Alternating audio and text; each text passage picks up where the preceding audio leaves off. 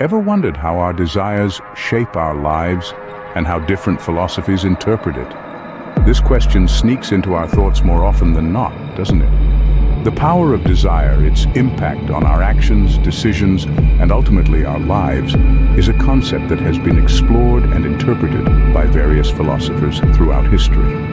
It's an intricate and fascinating subject, like a complex tapestry with threads of thoughts and theories woven together.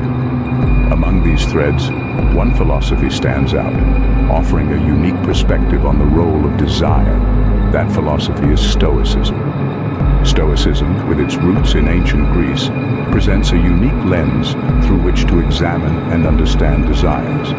It doesn't shy away from the tough questions or the uncomfortable truths, and that's what makes it so compelling. So if you've ever found yourself pondering over the nature of desire or the philosophy behind it, then you're in luck. Let's dive into the depths of Stoicism and explore its unique perspective on desire. Stoicism, a philosophy born in ancient Greece, has a unique take on desire. Stoicism, a school of philosophy founded in the 3rd century BCE by Zeno of Citium, is often seen as a philosophy of resilience and emotional strength. But it's more than just a mindset, it's a practical guide to life. Stoicism teaches us that our reactions, not our circumstances, define our reality. It urges us to focus on what we can control and accept what we can't. So, where does desire come into play? Well, Stoicism views desire as a potentially destructive force. It's seen as a distraction, a disruption to our rational thought. You see, Stoics believe that we are at our best when we are rational, clear-headed, and focused. But desire, with its intoxicating allure, can cloud our judgment, leading us away from reason and into the realm of irrationality. Desire, according to Stoicism, is a form of attachment to things outside our control. And when we attach ourselves to things we can't control, we set ourselves up for disappointment, frustration, and suffering. Think about it. How often have you desired something only to find that once you've obtained it, it didn't bring you the happiness you were expecting? This is where the Stoic practice of managing desires comes into play. Stoicism doesn't necessarily preach the elimination of all desires. Instead, it encourages us to scrutinize our desires, to question them, to see if they are rational or not. It asks us to consider whether fulfilling these desires will truly lead to happiness, or whether they will only cause more unrest. Stoics believe that by mastering our desires, we can achieve tranquility, a state of calmness and peace that allows us to think clearly and act rationally.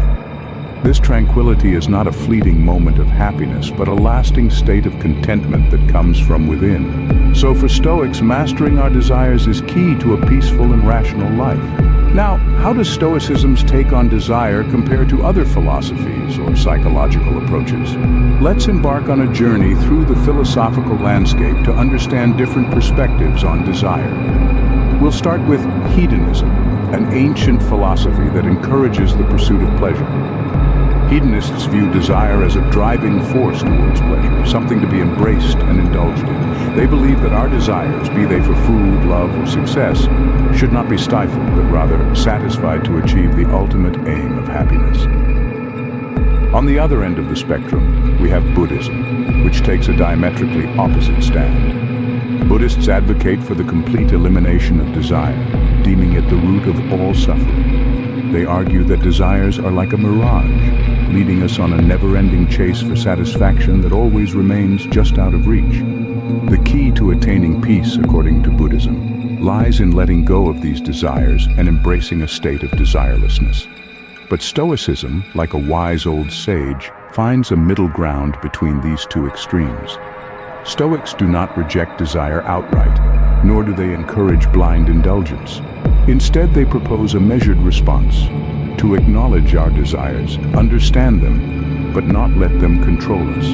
To the Stoics, the secret to happiness lies not in satisfying every desire, but in understanding which desires are worth pursuing and which are not. Now, shifting our gaze from the realm of philosophy to the world of psychology, we find another interesting perspective on desire. Sigmund Freud, the father of psychoanalysis, believed that our desires, particularly those of a sexual nature, play a crucial role in shaping our personality and behavior. According to Freud, unfulfilled desires can lead to psychological disorders, highlighting the importance of understanding and managing our desires. On the other hand, psychologist Abraham Maslow, known for his hierarchy of needs, saw desire as a motivational force. He believed that our desires, ranging from basic physiological needs to the need for self-actualization, drive us to achieve and grow. This view is somewhat aligned with Stoicism, which also sees some desires as natural and necessary, while others as destructive and unnecessary. Yet, it's important to note that unlike Freud, who focused on the potential negative outcomes of unfulfilled desires, and Maslow, who emphasized the motivational aspect of desire, Stoicism provides a framework for discerning which desires are worth pursuing. As we can see, different philosophies and psychological theories offer varied perspectives on managing desire, whether it's the hedonistic pursuit of pleasure, the Buddhist pursuit of desirelessness, the Freudian focus on the psychological implications of desire, or the Maslowian view of desire as motivation. Each approach provides its own unique insights. And amidst all these, Stoicism stands tall, offering a balanced and practical approach to dealing with the complex phenomenon of desire. But how can we apply Stoicism's approach to desire in our daily lives? Allow me to paint a picture. Imagine you're standing in front of a tempting piece of chocolate cake. You yearn to devour it, but you're on a diet. Now, a Stoic approach would encourage you to question and understand this desire. Ask yourself, is this longing for cake merely a temporary craving, or is it a genuine need? The answer, in most cases, would be the former.